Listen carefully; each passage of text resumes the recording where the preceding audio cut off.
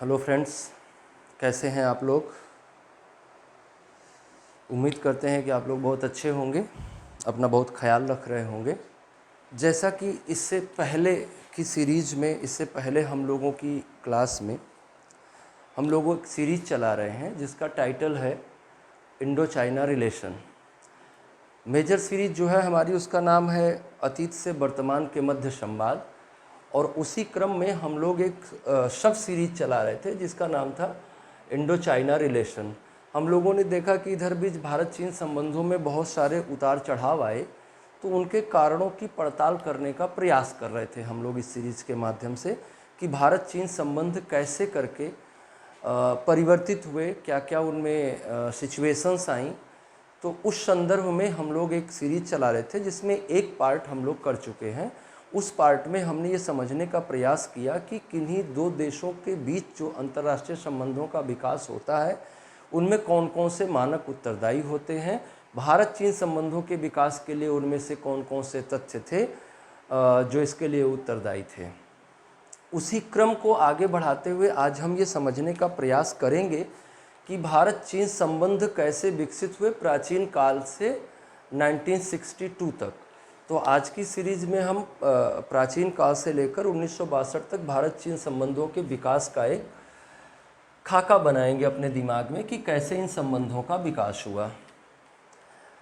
हम लोग बहुत इनिशियल लेवल से स्टार्ट करते हैं, बिल्कुल प्राचीन काल से ही स्टार्ट करेंगे, फिर वर्तमान समय में कैसे हमारे सीमा विवाद खड़े हुए उन पर चर्चा करेंगे। अगर हम बहुत प्राचीन काल की बात करें तो भारत और चीन दोनों ही विश्व की प्राचीनतम सभ्यताओं में से एक हैं। लगभग 5,500 साल पहले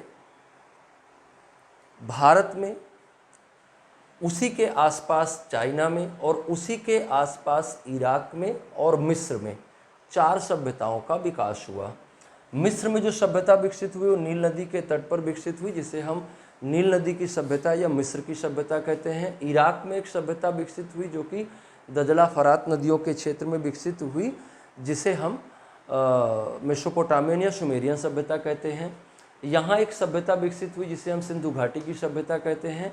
यहाँ एक सभ्यता विकसित हुई जिसे हम चीन की सभ्यता कहते हैं या वांगहो की सभ्यता कहते हैं, या उसे पीली सभ्यता भी कहते हैं, येलो सिविलाइजेशन भी कहते हैं। तो लगभग 5,000 साल पहले इन 4 सभ्यताओं का एक नेटवर्क विकसित हुआ जिसे हम ब्रॉन्ज नेटवर्क कहते हैं। ये सारी सभ्यताएं ब्रॉन्ज एज सिविलाइजेशंस हैं। इनमें से जो इंडियन सिविलाइजेशन है और जो चाइनीज सिविलाइजेशन है ये वर्तमान समय में भी एग्जिस्टेंस में है। जो यहाँ पर 2 सभ्यताएं विकसित हुई इराक में और मिस्र में, जो सभ्यताएं विकसित हुई इनका बाद में इस्लामीकरण हो गया और इस्लामीकरण के कारण ये सभ्यताएं अपने मूल स्वरूप में अब नहीं पाई जाती हैं, ये नष्ट हो गई।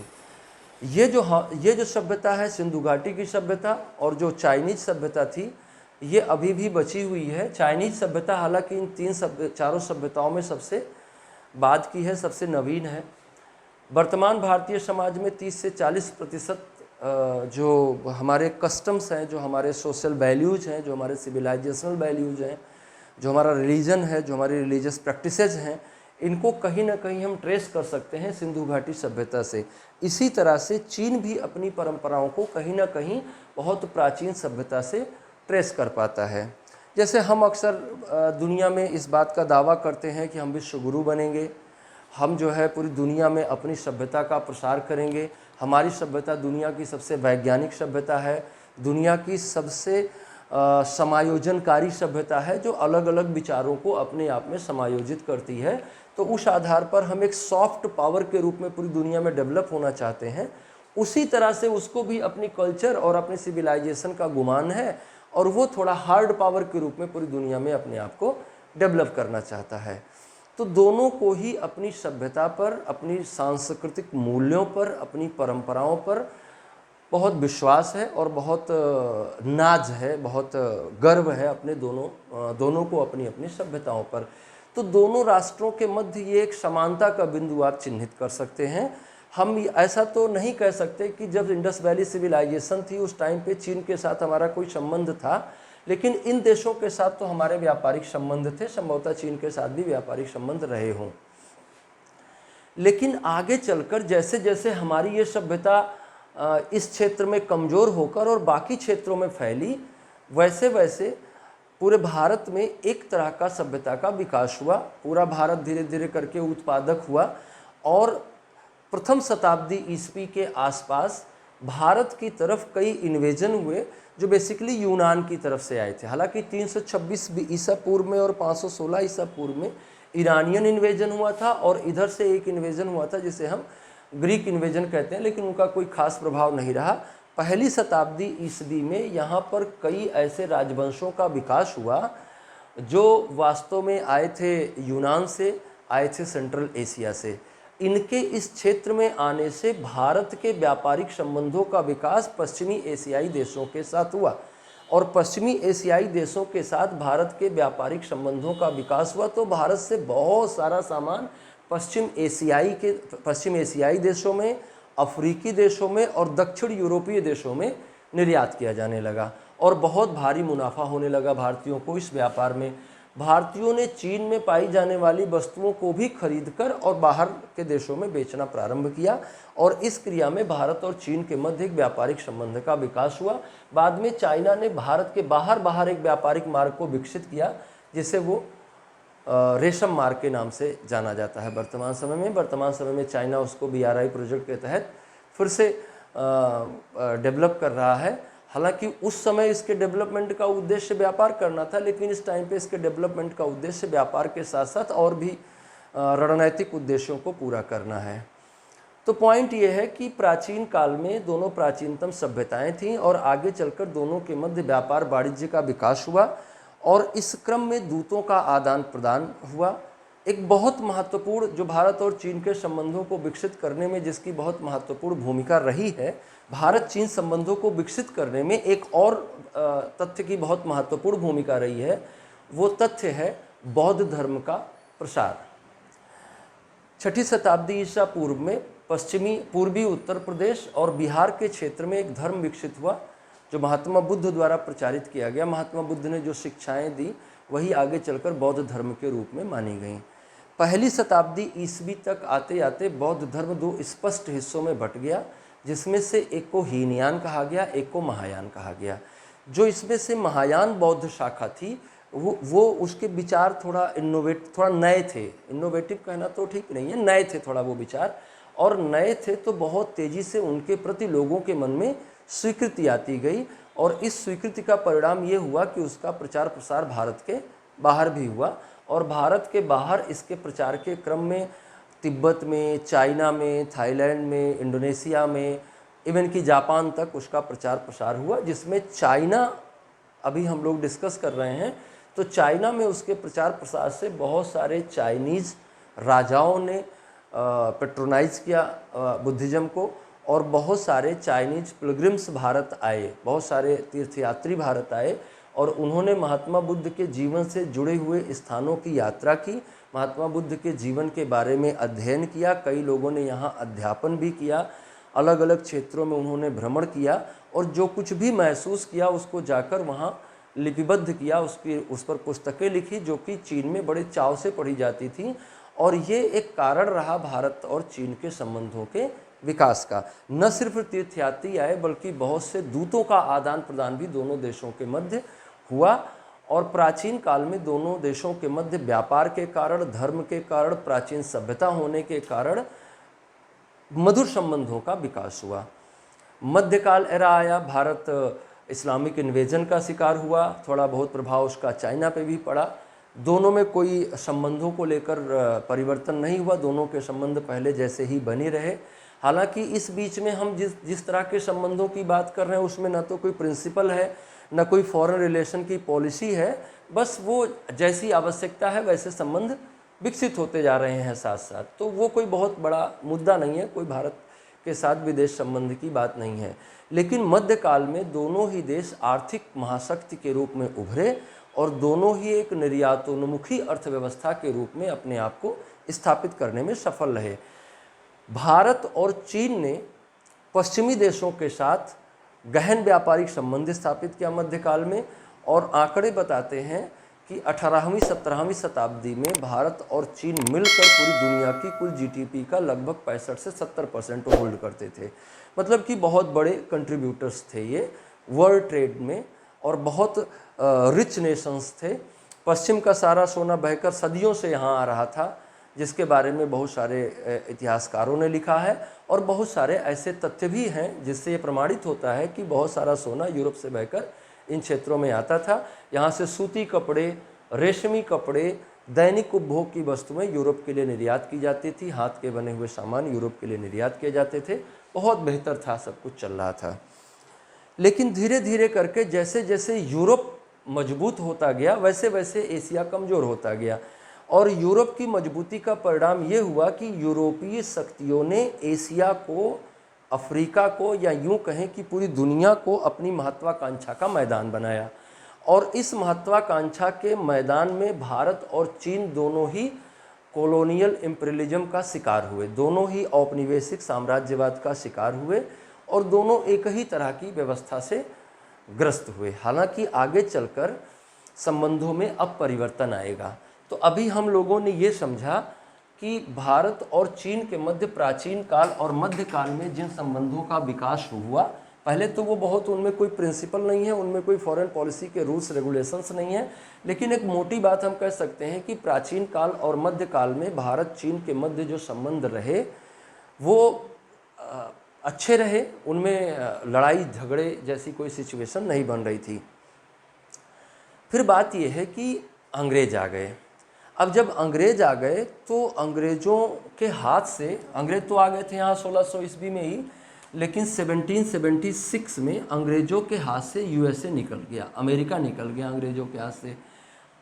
अंग्रेज़ों के हाथ से अमेरिका के निकल जाने के बाद उनका सारा ध्यान इस बात पे चला गया कि उनकी झोली में भारत बहुत मजबूती से आ जाना चाहिए और भारत पर उनका प्रभाव मजबूती से बन जाना चाहिए। तो आप देखेंगे कि अगर आप भारत में संवैधानिक विकास का अध्ययन करें या भारत में अंग्रेजी शासन का अध्ययन करें तो आप देखते हैं कि 1784 के बाद ब्रिटिश सरकार की नीतियां औपनिवेशिक भारत के प्रति परिवर्तित हो गई और ईस्ट इंडिया कंपनी पर उन्होंने नियंत्रण स्थापित करना शुरू कर दिया। ब्रिटिश क्राउन ने नियंत्रण स्थापित करना शुरू कर दिया। क्यों करना शुरू कर दिया? क्योंकि वो चाहते थे कि भारत अब ईस्ट इंडिया कंपनी के अधीन ना रहकर बल्कि ब्रिटेन के अधीन रहे और ब्रिटेन अपने औपनिवेशिक हितों को जो वो अमेरिका से पूरा कर रहा था उसको अब भारत से पूरा करे। इसी क्रम में धीरे धीरे करके भारत पर अंग्रेज़ों का नियंत्रण बढ़ता गया। ये हमारा मुद्दा नहीं है। मुद्दा हमारा ये है कि अंग्रेज़ों ने जब भारत पर अपना नियंत्रण बढ़ाया तो उन्होंने भारत की एक स्पष्ट विदेश नीति का विकास किया। भारत की स्पष्ट विदेश नीति का विकास किया। इस विदेश नीति का उद्देश्य क्या था? इस विदेश नीति के दो उद्देश्य थे। पहला उद्देश्य था भारत की सीमाओं की सुरक्षा करना। भारत की सीमाओं की सुरक्षा अंग्रेज़ों की इतनी बड़ी जिम्मेदारी क्यों है? क्योंकि भारत की सीमाओं की सुरक्षा करके वो क्या क्या कर सकते हैं। एशिया में हार्टलैंड है ये, अगर आपको एशिया पे नियंत्रण रखना है, आपको अफ्रीका पे नियंत्रण रखना है, आपको इंडियन ओशियन पे नियंत्रण रखना है तो इंडिया हार्टलैंड है इस केस में। तो एशिया, अफ्रीका और इंडियन ओशियन पर कंट्रोल रखने के लिए, और अगर इतने पे कंट्रोल कर लिया तो आप पूरे वर्ल्ड ट्रेड पे कंट्रोल करने की सिचुएशन में आ जाएंगे।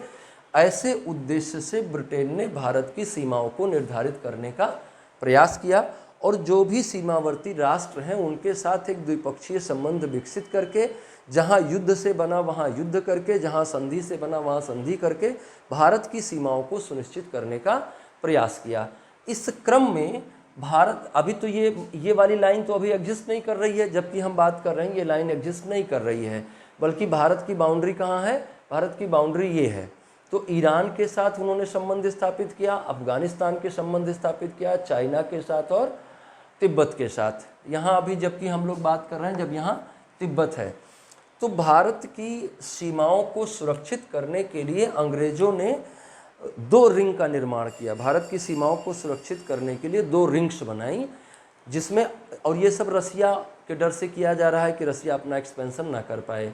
तो एक रिंग में इन्होंने ईरान, अफगानिस्तान और चीन, तिब्बत को रखा। इसको उन्होंने कहा ये आउटर रिंग है।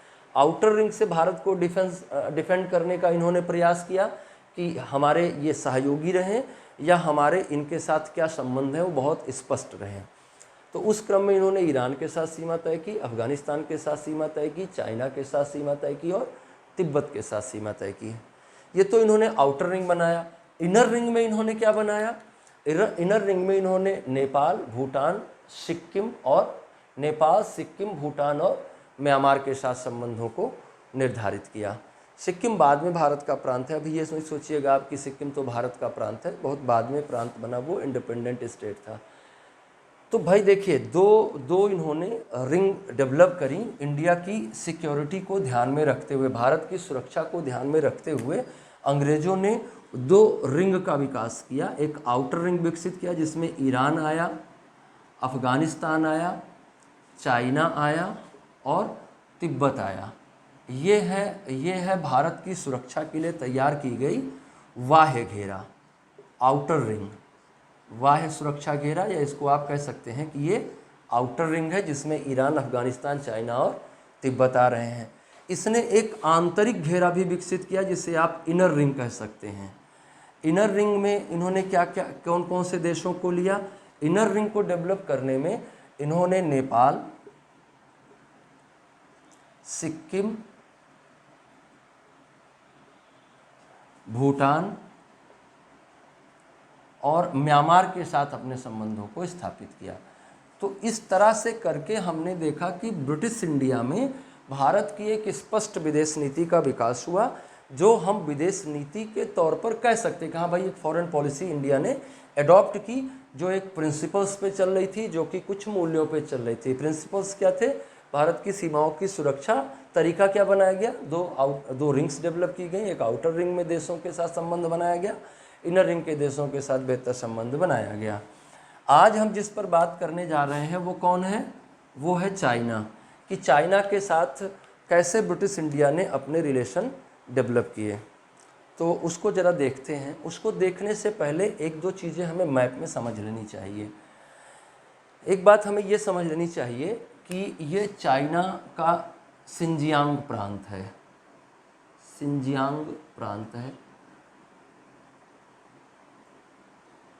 और अगर हमें चाइना को समझना है तो यहाँ हमें थोड़ा देखना चाहिए कि हम जो बाउंड्री शेयरिंग है हमारी चाइना के साथ, इसमें कुछ फैक्चुअल बातें हैं कि चाइना जो है इंडिया का सेकंड लार्जेस्ट बाउंड्री है, 3,488 किलोमीटर है, 4,096.7 किलोमीटर, 4096.7 किलोमीटर बाउंड्री है हमारी किसके साथ? बांग्लादेश के साथ, जो कि भारत की सबसे लंबी सीमा रेखा का निर्माण करता है, 4096.7 kilometre according to the ministry of home affairs. जो बाउंड्री लाइन है वो 4096.7 किलोमीटर है। जबकि चाइना के साथ हमारी बाउंड्री शेयरिंग क्या है? चाइना के साथ हमारी बाउंड्री शेयरिंग है 3,488 किलोमीटर। और ये 3,488 किलोमीटर जो सीमा रेखा हमारी है, ये बहुत सेकंड लार्जेस्ट बाउंड्री लाइन है। इसको हम 3 हिस्सों में बांटते हैं। इस बाउंड्री लाइन को हम 3 हिस्सों में बांटते हैं। एक हिस्सा है जो JNK में है, इसको हम कहते हैं कि ये है वेस्टर्न सेक्टर ऑफ बाउंड्री। ये है middle central sector of boundary. Central sector of boundary में आते हैं 2 स्टेट, एक आता है हिमाचल प्रदेश और एक आता है उत्तराखंड। और यहाँ पे ये है हमारा ईस्टर्न सेक्टर बाउंड्री का। ईस्टर्न सेक्टर में 2 स्टेट आते हैं, सिक्किम आता है और अरुणाचल प्रदेश आता है। तो इस तरह से हम देखेंगे तो 2, 2, 4, 1, 5 स्टेट हमारे ऐसे हैं जो चाइना के साथ बाउंड्री शेयरिंग करते हैं। जो हमारे विवाद हैं चीन के साथ बाउंड्रीज को लेकर, वो वेस्टर्न सेक्टर में हैं और ईस्टर्न सेक्टर में हैं। हम ये नहीं कहना चाह रहे हैं कि हिमाचल प्रदेश और उत्तराखंड में चीन के साथ कोई सीमा विवाद नहीं है। चीन के साथ सीमा विवाद कभी भी हो सकता है, कहीं भी हो सकता है। चीन बहुत ही विस्तारवादी राष्ट्र है, उसकी सीमाएं प्रत्यक्ष रूप से 8 देशों को छूती हैं, जबकि उसके सीमा विवाद 18 देशों से हैं। तो आप सोच सकते हैं कि वो कितना विस्तारवादी है। और विस्तारवादी राष्ट्र कभी भी किसी के साथ भी अपनी बाउंड्री को लेकर डिस्प्यूट खड़ा कर सकते हैं। तो कभी भी वो हिमाचल प्रदेश उत्तराखंड में भी बाउंड्री डिस्प्यूट क्रिएट कर सकते हैं और किसी भी बात को वो डिस्प्यूटेड मान सकते हैं। लेकिन मुद्दा ये है कि हिमाचल प्रदेश और उत्तराखंड के क्षेत्र में भारत की स्थिति स्ट्रैटेजिकली ज़्यादा पावरफुल है। भारत जो है हाईलैंड पे है, जिसके कारण से अगर चाइना के साथ कभी भी ऐसा कोई वॉर लाइक सिचुएशन बनती है तो ऐसी सिचुएशन में चाइना को ज़्यादा कैजुअलिटीज़ का सामना करना पड़ेगा, जिसके कारण से वो हिमाचल प्रदेश और उत्तराखंड में सीमाओं को लेकर कोई विवाद उत्पन्न नहीं करता है सामान्यतया। तो हमारे विवाद कहाँ हैं? वेस्टर्न सेक्टर में हैं और ईस्टर्न सेक्टर में हैं। इन विवादों की ऐतिहासिकता पे हमें जाना चाहिए। तो इन विवादों की ऐतिहासिकता सबसे पहले हम कहाँ देखते हैं? हम देखते हैं कि वेस्टर्न सेक्टर में क्या प्रॉब्लम है। तो वेस्टर्न सेक्टर में क्या प्रॉब्लम है कि ये है चाइना का सिंजियांग प्रांत, और ये हिस्सा जो है, ये हिस्सा है अक्साई चीन। इस हिस्से का नाम है अक्साई चीन।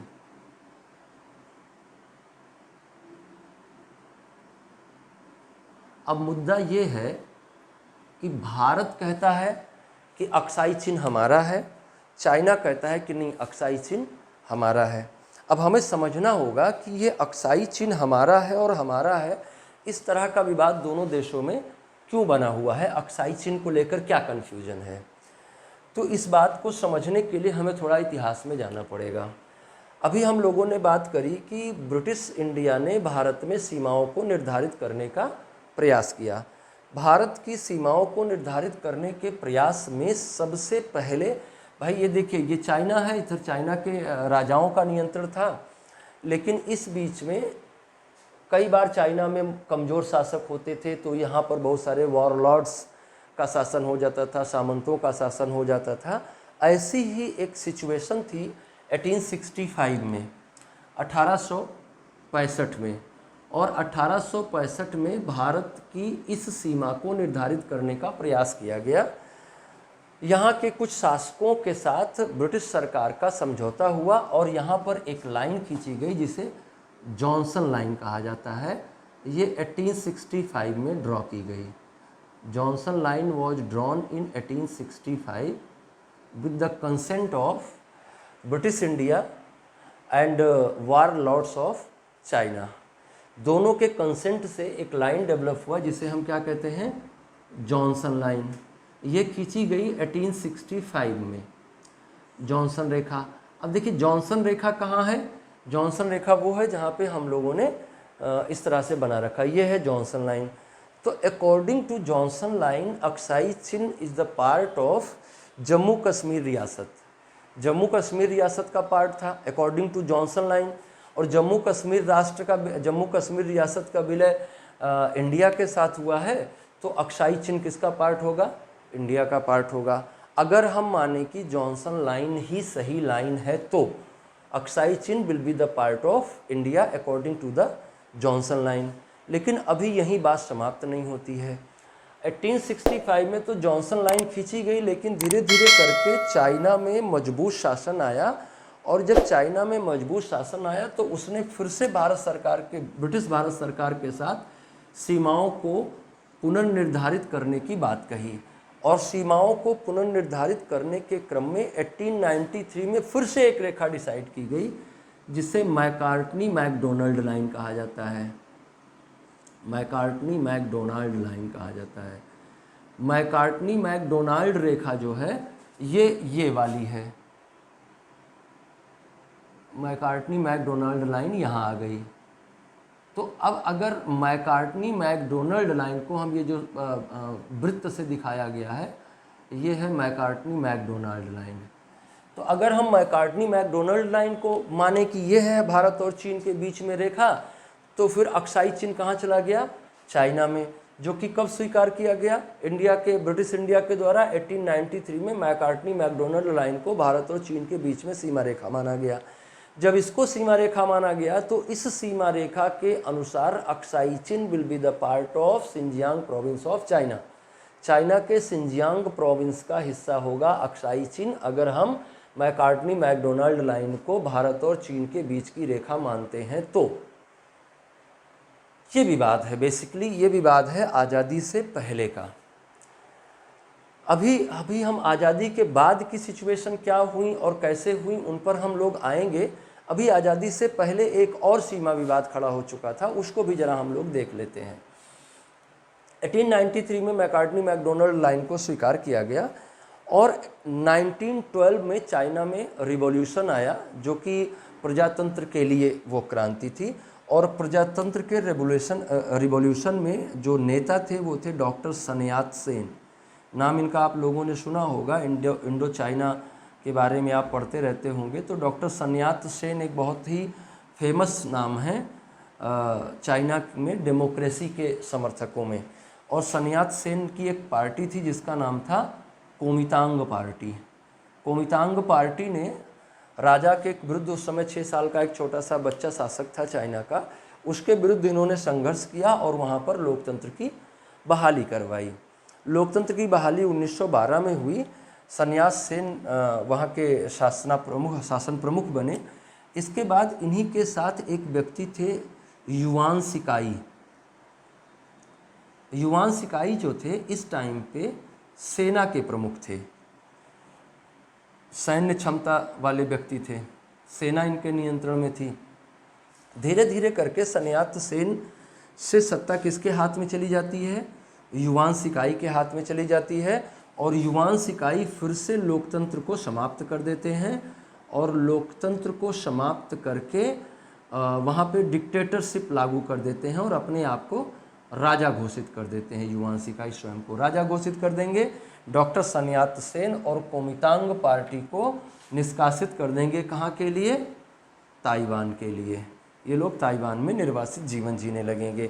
बाद में जब युआन शिकाई की मृत्यु होगी तो ये लोग फिर से वापस आ जाएंगे और फिर से एक लोकतांत्रिक सरकार की स्थापना करेंगे, जिसके विरुद्ध फिर एक साम्यवादी क्रांति शुरू हो जाएगी 1917 में चाइना के रूस के संपर्क में आकर, जिसका नेतृत्व माओ जे डोंग कर रहे होंगे। और फिर अंततः वो 10 लाख की सेना तैयार करके और चाइना पर नियंत्रण स्थापित कर लेंगे और चाइना में एक पीपल्स रिपब्लिक ऑफ चाइना की स्थापना करेंगे।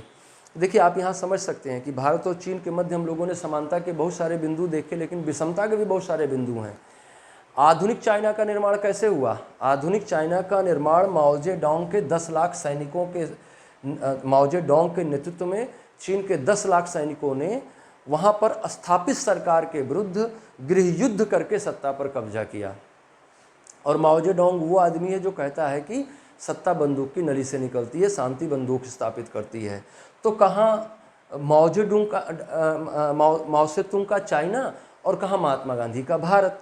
अहिंसा से, सत्याग्रह से, सविनय अवज्ञा से हमने अंग्रेजों को बाहर निकाला, लोकतंत्र हमने स्थापित किया, मौलिक अधिकार हमने दिया, समाज में सबसे पीछे खड़े हुए व्यक्ति को सबसे आगे लाने का प्रयास किया। तो कहाँ भारत और कहाँ चाइना? देखिए ना, कितने अलग हैं सैद्धांतिक दृष्टिकोण से दोनों और व्यावहारिक दृष्टिकोण से। प्राचीन चाइना भले ही एक जैसा था, मध्यकालीन चाइना भले ही एक जैसा था, लेकिन आधुनिक चाइना बहुत डिफरेंस है दोनों में। और दोनों की आइडियोलॉजी में डिफरेंस है, दोनों के सोच व्यवहार में डिफरेंस है। हम सॉफ्ट पावर बनने का सपना देखते हैं, पावर हम भी बनने का सपना देखते हैं, सुपर पावर हम भी बनने का सपना देखते हैं।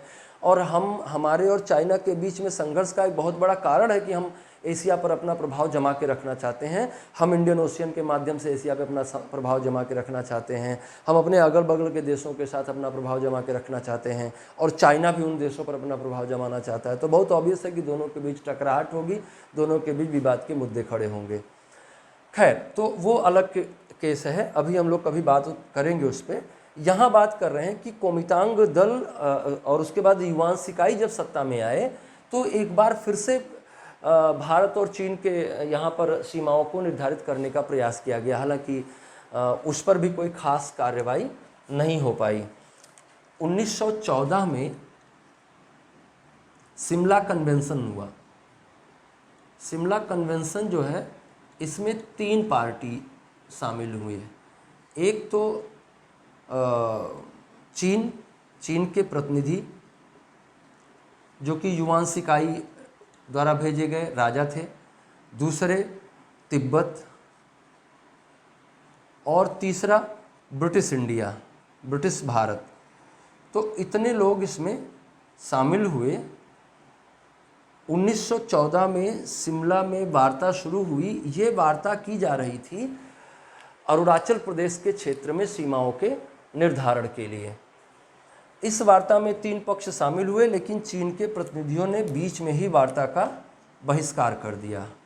इन्होंने वार्ता का बायकॉट किया और इस बायकॉट के बाद तिब्बत और ब्रिटिश ने मिलकर यहाँ पर एक सीमा निर्धारित कर ली और हेनरी मैकमोहन ने एक लाइन खींच दी जिसे हम लोग मैकमोहन लाइन के नाम से जानते हैं। तो यहाँ पे एक रेखा खींच दी गई जिसे हम मैकमोहन रेखा कहते हैं। प्रारंभ में अंग्रेज़ों ने मैकमोहन रेखा को स्वीकार नहीं किया 1914 में, और अंग्रेज़ों ने भी ऐसा कोई बहुत प्रेशर नहीं बनाया कि आप मैकमोहन रेखा को स्वीकार कर लो, क्योंकि 1914 is the period of first world war, जहाँ पर ब्रिटेन बहुत ताकतवर नहीं है और ब्रिटेन बहुत मजबूती से चीज़ों का सामना नहीं कर पा रहा है। वैसी स्थिति में जो जैसा था वैसा रहने दिया गया। लेकिन 1937-38 में इसको स्वीकार कर लिया गया। इस लाइन को चाइना के द्वारा भी स्वीकार कर लिया गया, चीन ने भी इस रेखा को स्वीकार कर लिया। तो इस तरह से भारत और चीन के मध्य वो भी एक रेखा मान ली गई। आगे चलकर चीन ने स्वीकार इसलिए कर लिया क्योंकि युवान शिकाई की मृत्यु हो गई, वहाँ पर लोकतंत्र की बहाली हो गई, पूंजीवादी सरकार आ गई, और 1917 के बाद रूसी रिवॉल्यूशन के बाद चाइना में भी कम्युनिस्ट आइडियोलॉजी का प्रचार प्रसार होने लगा और धीरे धीरे करके कम्युनिस्ट संगठित होने लगे लोकतंत्र के अगेंस्ट। और लोकतंत्र पूंजीवाद का समर्थक था, और पूंजीवाद का समर्थक होने के कारण ब्रिटेन और अमेरिका द्वारा समर्थन दिया जा रहा था। तो ब्रिटेन की बात मान के उसने उसको स्वीकार कर लिया। बात मानने की कोई बात ही नहीं है, वो बहुत ही प्राकृतिक सीमा रेखा थी, उसको मानना ही चाहिए, चाइना को उसको स्वीकार करना ही चाहिए। लेकिन बाद में जब फिर से युवान शिकाई टाइप के लोग आ गए, मतलब माओ से तुंग फिर से आ गया, जब माओ से तुंग आया तो उसने फिर से उसको स्वीकार करने से मना कर दिया और वहाँ से एक विवाद खड़ा हो गया। तो ये 3 मुद्दे अंग्रेज़ों ने हमको दे दिया गिफ्ट में, मैकमोहन लाइन का विवाद और अक्साई चीन का विवाद। अक्साई चीन को चाइना मानता है कि वो सिंजियांग प्रांत का हिस्सा है और भारत मानता है कि नहीं, वो भारत के जम्मू एंड कश्मीर प्रांत का हिस्सा है। अब सवाल ये खड़ा हो रहा है कि आज़ादी के बाद क्या हुआ इन विवादों को शांत करने के संदर्भ में। तो थोड़ा उसकी हिस्ट्री में भी हम लोग चलते हैं कि क्या क्या हुआ आफ्टर द इंडिपेंडेंस। चाइना में क्या हुआ, हमारे यहाँ क्या हुआ। हम 1947 में आज़ाद हुए। बात हमारी ध्यान से सुनिएगा, है ना। 1947 India became a free nation. Bharat को स्वतंत्रता मिली। भारत को ही स्वतंत्रता नहीं मिली, बल्कि सेकेंड वर्ल्ड वॉर को कहा जाता है कि द्वितीय विश्व युद्ध साम्राज्यवाद और उपनिवेशवाद की कब्र था। तो साम्राज्यवाद और उपनिवेशवाद की कब्र था, इस बात का मतलब ये है कि उस टाइम पे साम्राज्यवाद का पतन हुआ, उपनिवेशवाद का पतन हुआ, और सिर्फ भारत ही नहीं बल्कि बहुत सारे देश साम्राज्यवाद और उपनिवेशवाद की बेड़ियों से आज़ाद हुए।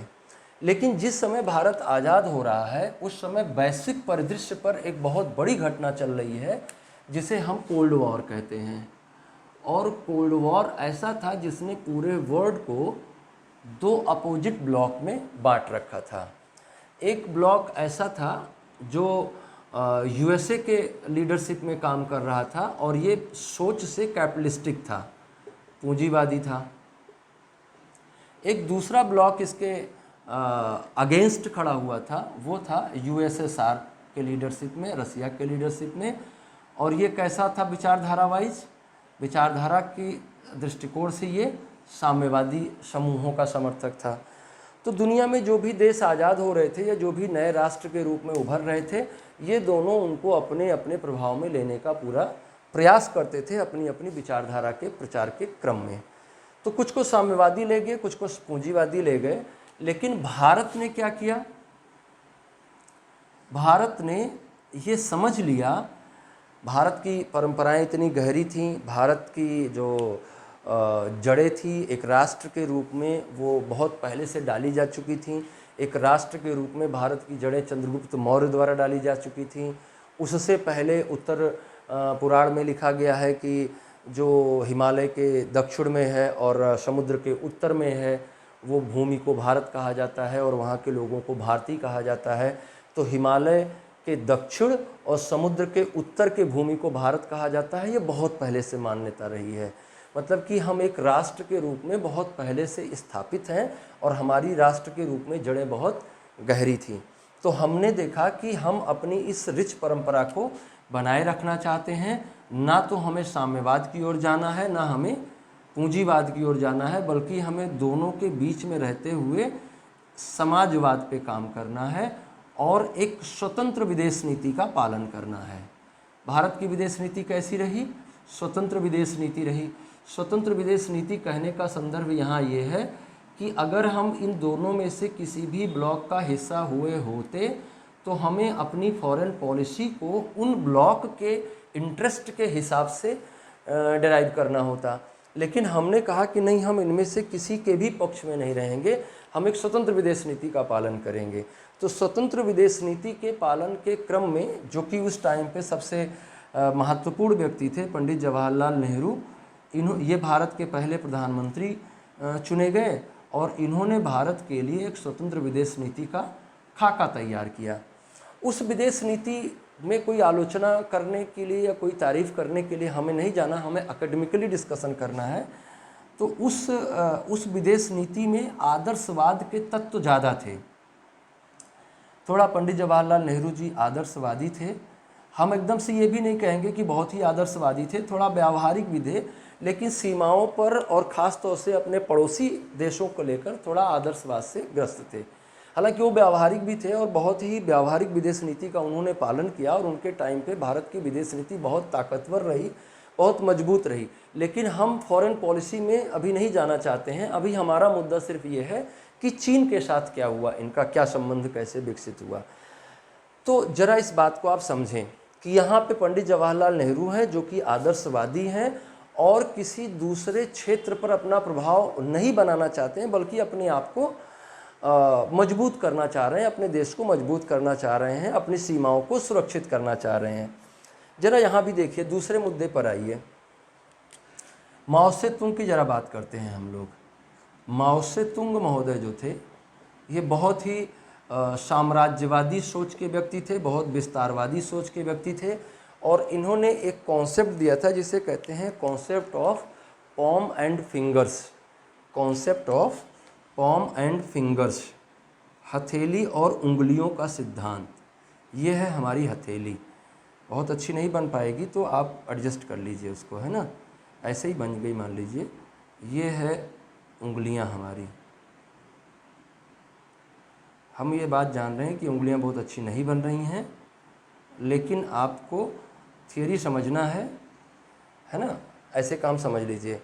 तो माओ से तुंग क्या कह रहा था कि ये है चाइना, ये तो है आर्म और ये है तिब्बत, ये है हमारा पॉम, और जो 5 हिमालयन स्टेट हैं ये हैं हमारे फिंगर्स, ये हैं हमारे डिजिट या फिंगर्स।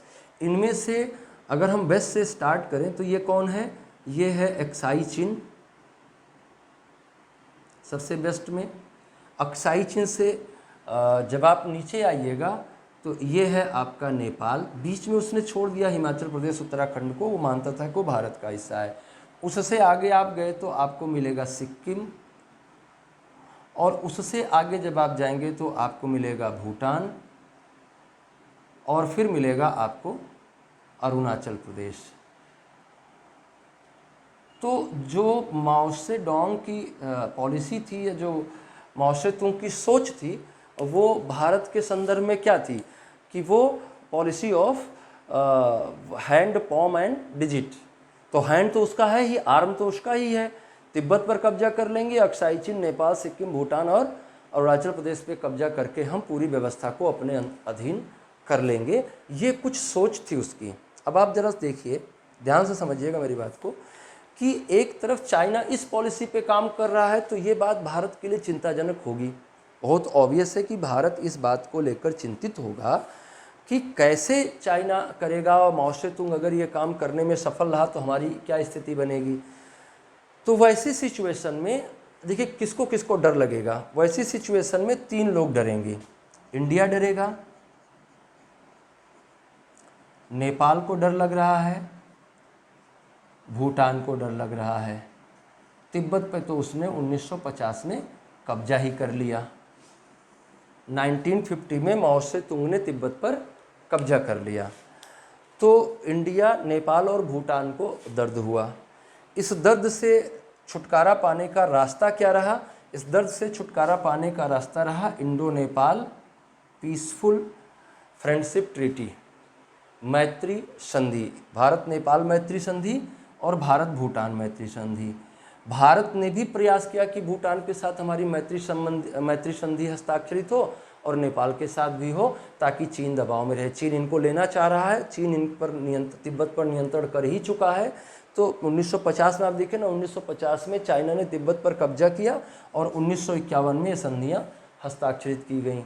मतलब कि जब चाइना ने कब्जा कर लिया तिब्बत पे, तो भारत ने भी सोचा कि हमें किसी भी तरह से करके बफर स्टेट के रूप में नेपाल और भूटान को डेवलप करना है। और उसने म्यांमार के साथ भी संधि करी, और सिर्फ म्यांमार ही नहीं बल्कि लाओस वियतनाम के साथ भी संधि करी। लाओस वियतनाम के साथ संधि करके ही ये सारी संधियाँ क्यों की जा रही हैं? ताकि उसकी इस पॉलिसी पर दबाव बने, चाइना की इस पॉलिसी पर दबाव बने। ठीक है, चाइना की इस पॉलिसी पर दबाव बना और चाइना थोड़ा शांत हुआ। जब चाइना के बराबर की सिचुएशन में इंडिया आया, चाइना के बराबर सिचुएशन में इंडिया आया, ये कहने का मतलब ये है कि हमने नेपाल और भूटान के साथ हमने कब्जा तो नहीं किया, लेकिन नेपाल, सिक्किम, भूटान, सिक्किम को हमने धर लिया अपने कब्जे में।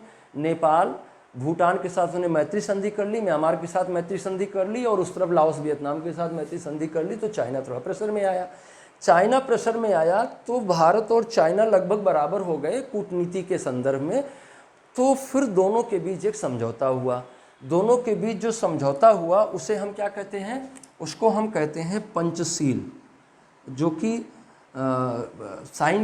It was signed between India and China in 1954, जिसे हम पंचशील कहते हैं। पंचशील पर हस्ताक्षर किए गए 1954 में।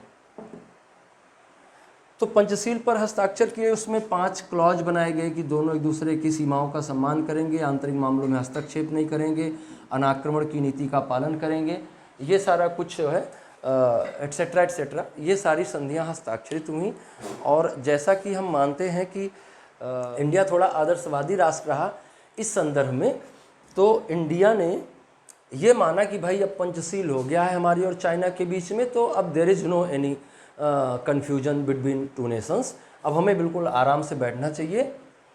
चाइना कुछ नहीं करने जा रहा है, वो मान चुका है। लेकिन चाइना तो ड्रैगन है, ड्रैगन की विशेषता होती है को मरा हुआ है कि सोया हुआ है पता नहीं चलता है।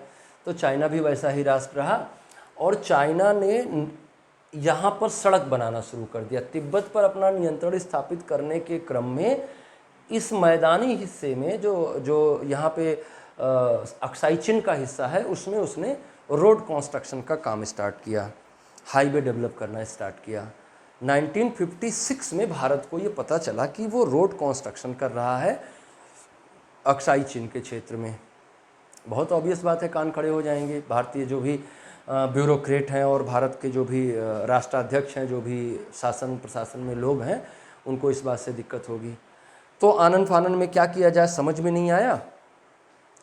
तो इसी क्रम में कुछ भारत द्वारा भी स्टेप्स लिए गए। इन्होंने 1956 में हमको पता चला कि हम जो है 1956 में हमको पता चला कि चीन यहाँ से रोड निकाल रहा है। तो हमने जल्दी समझ में नहीं आया, हमने कुछ पेट्रोलिंग बढ़ा दी तुरंत। और पेट्रोलिंग कहाँ बढ़ा दी? पूरी बाउंड्री पे पेट्रोलिंग बढ़ा दी, पूरी बाउंड्री पे पेट्रोलिंग बढ़ा दी। और कुछ जगहों पे हमने फॉरवर्ड पॉलिसी लेने का प्रयास किया। फॉरवर्ड पॉलिसी का मतलब होता है कि अगर हमारा किसी देश के साथ संबंध अच्छा नहीं है तो हम उसमें घुस जाएं 10, 15, 20 किलोमीटर, 50 किलोमीटर, 100, 200 किलोमीटर, वहाँ अपना चेक पोस्ट लगाएं और फिर बातचीत करना शुरू करें, जैसा कि चाइना करता है। तो भारत ने सोचा कि हमें फॉरवर्ड पॉलिसी अपनानी चाहिए। फॉरवर्ड पॉलिसी के तहत यहाँ पर काला पानी, जो आजकल भारत और नेपाल के बीच में मुद्दा बना हुआ है, नेपाल कहता है काला पानी हमारा है। अब आप सोच लो कि नेपाल क्यों कह रहा है काला पानी हमारा है, क्योंकि 1962 के वार में काला पानी एक बहुत महत्वपूर्ण स्ट्रेटेजिक पॉइंट रहा है इंडिया का, और भारत सरकार ने काला पानी में अपनी सेना लगाई, जिसके कारण से चाइना उधर से नहीं आ पाया। और आज अगर काला पानी चाइना के नियंत्रण में हो जाएगा तो चाइना कल से ये भी कहना शुरू करेगा कि ये हिमाचल प्रदेश भी हमारा है, धर्मशाला भी हमारा है, तो दिक्कत होगी। इसलिए नेपाल काला पानी पे फर्जी बातें कर रहा है, और क्या किया जाए उसके लिए सरकार कुछ कर रही होगी। अभी हम लोग कभी नेपाल पे चर्चा करेंगे इस तरह की सीरीज में, तो फिर बात करेंगे। अभी हमें यहीं पे फोकस होना है। तो बात ये समझ में आई हमको कि 1956 में रोड कंस्ट्रक्शन के बारे में पता चला, हमारी सरकार ने तुरंत पेट्रोलिंग बढ़ा दी। पेट्रोलिंग बढ़ी, उस पीरियड में साल 2 साल लगा। इस बीच में चाइना को दबाव में लेने के लिए हमने 1959 में दलाई लामा को एग्जाइल दिया। ये भी एक बहुत महत्वपूर्ण मुद्दा है कि 1956 में रोड कंस्ट्रक्शन के बारे में सूचना मिली, तो हमने 1959 में दलाई लामा को एग्जाइल दिया और दलाई लामा को एक सुरक्षित जगह प्रदान की हिमाचल प्रदेश में, धर्मशाला में, और कहा कि यहाँ से आप एग्जाइल गवर्नमेंट चलाइए, यहाँ से आप क्या करिए, एक सरकार चलाइए, निर्वासित सरकार चलाइए, आप शासन के प्रमुख हैं वहाँ के, आप हमारे यहाँ रहिए, यहाँ से सरकार चलाइए। अब ये पॉलिसी हमने चाइना को दबाव में लेने के लिए किया था, और चाइना इस बात के प्रेशर में भी आया। दलाई लामा को हमने संरक्षण दिया। दलाई लामा यहाँ से फिर आगे जो भी वो उनसे बन पड़ा कर रहे थे। इस बीच में चाइना ने ये महसूस किया कि भारत संभवतः तिब्बत के मामले में हमारे पक्ष में नहीं है, और वो चाहता है कि तिब्बत में एक स्वाधीनता आंदोलन खड़ा हो जाए। उसने कहा कि हमें भारत को सबक सिखाना है, और ये घटना 1959 में दलाई लामा को संरक्षण दिया गया, पेट्रोलिंग बढ़ाई गई। 1960-61 तक आते आते दोनों के बीच में तनावपूर्ण स्थिति का निर्माण हुआ, जिसके चलते 1962 में चीन ने भारत के विरुद्ध एक युद्ध की घोषणा कर दी, और उसने कहा कि हम भारत को सबक सिखाना चाहते हैं, वो दलाई लामा को क्यों संरक्षण दे रहा है, और वो हमें अरुणाचल प्रदेश और अक्साई चीन पे हमारे अधिकार को क्यों मान्यता नहीं दे रहा है। इस बात को लेकर उसने भारत पर एक आक्रमण कर दिया 1962 में। इस युद्ध में हमारी स्थिति बहुत अच्छी नहीं थी, क्योंकि हमारे पास उतने ज़्यादा इक्विपमेंट्स नहीं थे, और हम उतना ज़्यादा युद्ध के आदी नहीं थे। जो सेना हमसे लड़ रही थी चीनियों की, वो पिछले 25 सालों से संघर्षरत थी अपने ही देश के अंदर, और बड़ी भारी सेना उन्होंने निर्मित कर रखी थी। हमारे पास उतनी सेना थी नहीं, माओ से तुंग की सेना ही 10 लाख की सेना थी, तो उतनी सेना हमारे पास नहीं थी, और हमारे साथ सिचुएशन कुछ हमारे फेवर में नहीं थे। हमने रूस और अमेरिका से सहयोग की मांग की। दोनों देशों ने हमको सहयोग देने का वादा भी किया, अमेरिका ने सहयोग भेजा भी, लेकिन बावजूद इसके बात बन नहीं पाई, और दोनों बहुत जल्दी सहयोग दे नहीं पाए। ना तो रशिया बहुत जल्दी सहयोग दे पाया, ना अमेरिका बहुत जल्दी सहयोग दे पाया। आपके मन में ये सवाल उठ रहा होगा कि रशिया क्यों सहयोग दे रहा है चाइना के विरुद्ध भारत का। तो मैं आपको बता दूं कि बहुत जल्दी ही 1917 में तो रूस और चीन एक दूसरे के समर्थक रहे, लेकिन जैसे जैसे माओ से तुंग का अपना प्रभाव बढ़ता गया और वो दूसरी तरह की क्रांति की ओर मुड़ गया, वैसे वैसे रूस के साथ उनके आइडियोलॉजिकल डिफरेंसेस बढ़ते गए, और अंततः रूस और वो दोनों अलग हो गए। भारत को क्यों नहीं दिया रशिया और यूएस ने टाइम पे सहायता क्यों नहीं मिल पाई, जबकि भारत तो दोनों का चहेता था, और जब दोनों के मध्य कोई तनाव की स्थिति उत्पन्न होती थी तो भारत मध्यस्थता करता था। जैसे सुएज नहर संकट आपने पढ़ा होगा, तो वहाँ भी भारत की मीडिएटरशिप से मामला सुलझा। कोरिया के मामले में भारत ने मीडिएटरशिप करी, वहाँ मामला सुलझा। तो यहाँ क्या हो गया, तो ज़रा उसको समझ लीजिए आप। हुआ ये था कि अमेरिका जो है, अमेरिका का ये जो हिस्सा है ये है गल्फ ऑफ मैक्सिको, है ना, और यहाँ पे है क्यूबा। क्यूबा में रूस ने बहुत सफलता से साम्यवादी क्रांति करवा दी। साम्यवादी क्रांति करवा देने के बाद यहाँ आ गए फिदेल कास्त्रो। ये बहुत मास्टर स्ट्रोक था रूस का। फिदेल कास्त्रो सत्ता में आ गए, और रूस ने सोचा कि हम यहाँ पर परमाणु मिसाइलें तैनात कर दें ताकि अमेरिका हमेशा के लिए ठंडा हो जाए, और अमेरिका कभी भी हमारा विरोध न कर पाए, और कोल्ड वॉर में अंततः हम जीत जाएं। प्रयास तो इन्होंने बेहतर किया, बहुत सुंदर, बहुत नेक प्रयास रहा इनका अमेरिका को दबाव में लेने का। लेकिन दोनों देशों के, अब यहाँ पे अगर आप परमाणु मिसाइल तैनात करिएगा तो ऑब्वियस है कि अमेरिका को बुरा लगेगा। तो दोनों देशों के बीच एकदम युद्ध जैसी स्थिति बन गई, जिसे क्यूबन मिसाइल क्राइसिस कहा जाता है, क्यूबा का मिसाइल संकट कहा जाता है। इतिहास में इसको क्यूबन मिसाइल क्राइसिस के नाम से जाना जाता है।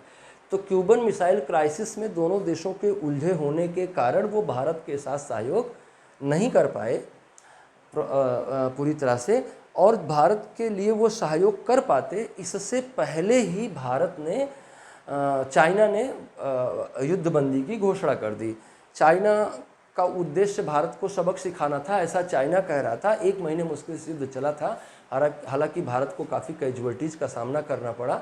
और जब इधर से भारत के सैनिक जाते थे तो चाइनीज़ सैनिक, चूँकि वो पहले से पोस्ट पे बैठे हुए थे, पहले से वो सुरक्षित जगहों पे बैठे हुए थे, इसलिए भारतीयों का भारत का काफ़ी नुकसान हुआ। और उस बीच में उसने इस हिस्से पर नियंत्रण भी स्थापित कर लिया, और इसी को वो अब क्या कह रहा है, LAC कह रहा है, और भारत पर दबाव बनाता है कि वो LAC को बाउंड्री लाइन मान ले। और अभी की फ़िलहाल की जो सिचुएशन है वो LAC को पार करके आ गया है। तो 1962 में LAC मान ली गई कि दोनों देशों के बीच में it will be the actual line of control, और दोनों देश इसका अपने अपने क्षेत्र में सम्मान करेंगे। और बाद में बहुत सारे संधि समझौते हुए, बहुत सारी बातचीत हुई इस संदर्भ में, और ये माना गया कि जब तक हमारे दोनों देशों के बीच सीमा विवाद को सुलझा नहीं लिया जाता है तब तक LAC को ही दोनों देशों के बीच की सीमा रेखा माना जाएगा। टाइम टू टाइम वो इस सीमा रेखा को वायलेट करता है, भारत के अंदर घुसता है। 2014 से 2020 के बीच में 1000 से अधिक बार वो इन्फिल्ट्रेट कर चुका है इस हिस्से में। और यहाँ पे हमने पीछे पहले वाले लेक्चर में आपको बताया था कि यहाँ पे 3-4 पॉइंट्स हैं जिन पर वो अपना प्रभाव जमा के रखना चाहता है। अगली वाले सेशन में हम उस पर और ज़्यादा डिटेल से डिस्कशन करेंगे। यहाँ पे क्या विवाद है? यहाँ विवाद है तवांग वैली को लेकर। यहाँ चाइना ये कहता है कि जब तिब्बत के लोगों की फसल तैयार होती है तो वो जाते हैं तवांग मठ में चढ़ावा चढ़ाने के लिए। तवांग मठ यहाँ पे है, तो अरुणाचल प्रदेश में है। तो तवांग मठ पर चढ़ावा चढ़ाने के लिए जाते हैं, इसका मतलब ये है कि तवांग मठ तिब्बत का है। क्यों? क्योंकि तिब्बत के लोग जो हैं, इस क्षेत्र में रहने वाले तिब्बती जो हैं, वो तवांग मठ में चढ़ावा चढ़ाने जाते हैं। और किसी भी थियोक्रेटिक नेशन में, ऐसे देश में जहाँ धर्मतंत्रीय शासन होगा, लोग कर कहाँ जमा करेंगे? मंदिर में जाके जमा करेंगे या मोनेस्ट्री में जाके जमा करेंगे। तो यहाँ जो बुद्धिस्ट मोनेस्ट्री है, वहाँ जो लोग चढ़ावा चढ़ाने के लिए जाते हैं, एक्चुअल में वो टैक्स पे करने जाते थे। और टैक्स कहाँ पे किया जाएगा? जहाँ का हमारा क्षेत्र होगा।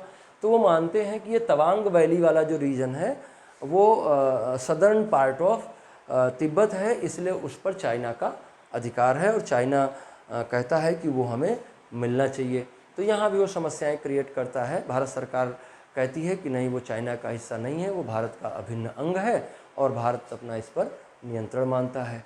तो यहाँ पर लेके कंट्रोवर्सी है।